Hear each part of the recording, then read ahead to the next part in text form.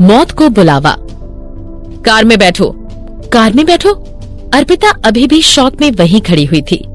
ठंडी हवाएं उसके कान के आसपास से गुजर रही थीं।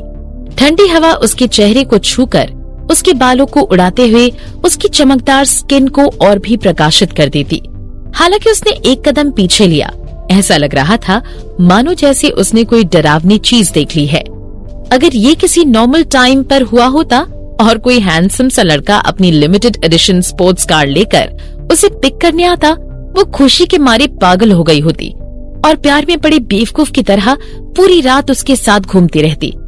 लेकिन अभी थोड़ी देर पहले उसने जो सवाल पूछा था कि मिस्टर संजय, आपको लड़कियां पसंद हैं या लड़के, उसने जैसे ही स्पोर्ट्स कार की ओर देखा, वो अपने सामने मौत के कुएं तक जाने का रास्ता देख पा रही थी, जिससे वापस आने का कोई और रास्ता नहीं था।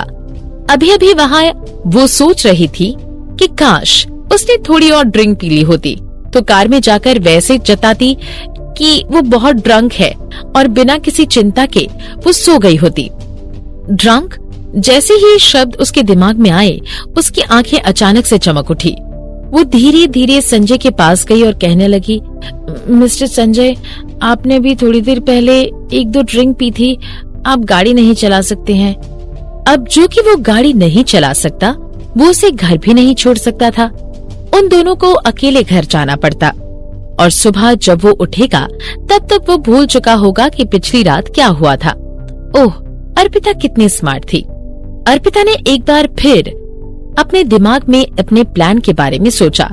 अगले ही पल उसने देखा कि संजय अपनी कार में बैठा हुआ था और मुस्कुरा रहा था।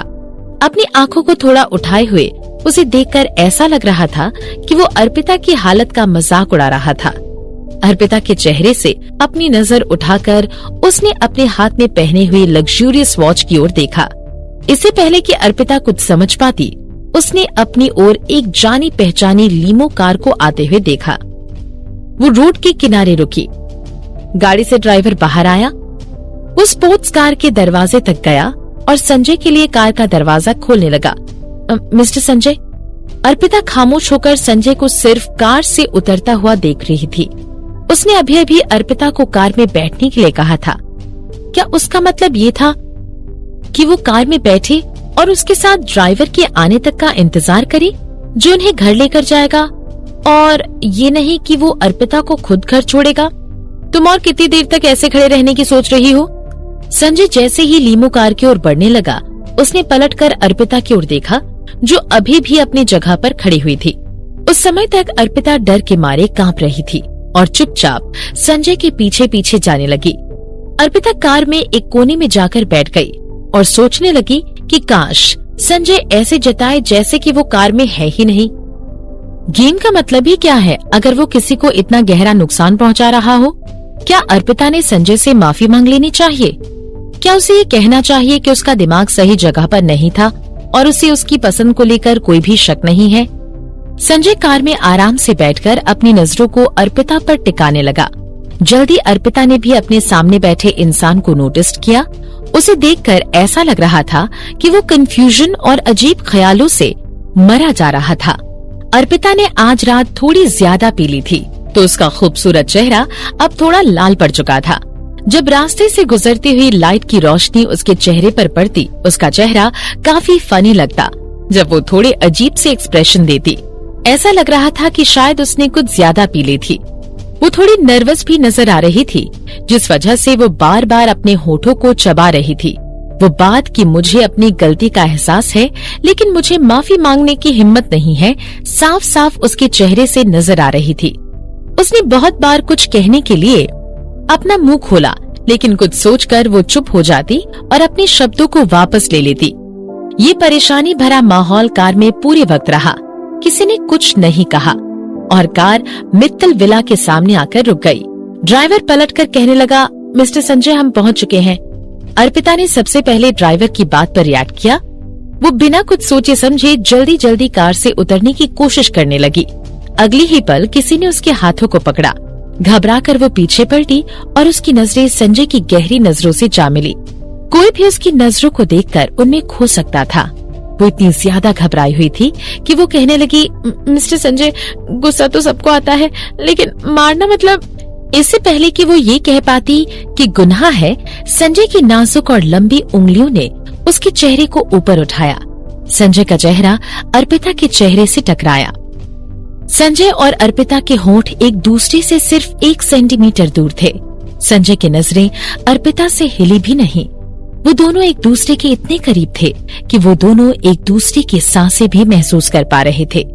वो सावधानी से उसकी ओर अपनी निर्दोष आंखों से ऐसे देख रही थी मानो वो छोटी बच्ची हो जिसने कोई गलती कर दी हो। वो सवाल जो उसने प्राइवेट रूम में पूछा था उसके दिमाग में आया। उसकी पसंद को लेकर इतनी चिंतित क्यों थी? क्या संजय की आंखों में देखकर ऐसा लगता था कि उसे लड़के पसंद होंगे? संजय की आंखों में और भी गहरापन आ गया और इन ख्यालों के साथ वो अर्पिता की ओर देखने लगा। अर्पिता खामोश थी। उसने संजय के चेहरे पर एक्सप्रेशन को बदलते हुए देखा और घबराकर पीछे हो गई। कार के दरवाजे और संजय के बीच में फंसी हुई उसे लग रहा था मानो यमराज खुद उसकी ओर एक एक कदम बढ़ा रहे थे। उसे गेम में हिस्सा लेना ही नहीं चाहिए था। अब ये तो उसका अंत था। किसी आदमी से ये पूछना कि उसे लड़के पसंद है या लड़की, ये तो उसके कैरेक्टर पर सवाल उठाने जैसा हो गया। वो मौत को बुलावा दे रही थी। संजय की सांसों में अजीब सा डोमिनेटिंग फैक्टर था। कार में संजय अर्पिता के ऊपर था। उसके चेहरे को ऊपर उठाए उसे जाने नहीं दे रहा था। बस यही वो पल था। लड़कियां, संजय ने अचानक से कहा, जिसके बाद उसने अर्पिता को छोड़ा और चुपचाप कार से निकलकर विला के अंदर जाने लगा। अर्पिता हैरान थी। अगर तुम्हारी कंपनी का प्रेसिडेंट तुम्हें पूरे होशो हवास में ये बताए कि वो लड़कियों को पसंद करता है, तो इसका मतलब ये होगा कि वो तुम्हें माफ कर चुका है।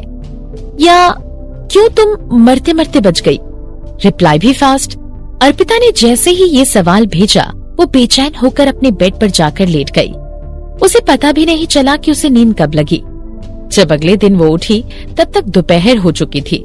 वो अपने बिस्तर पर हाथ फेरकर अपने फोन को ढूंढने लगी। जब फाइनली उसे अपना फोन मिल गया, वो जल्दी से अपने बेड से उठी। सबसे पहली चीज जो उसने की कि उसने उस वेबसाइट को चेक किया जहां उसने उस सवाल को पोस्ट किया था।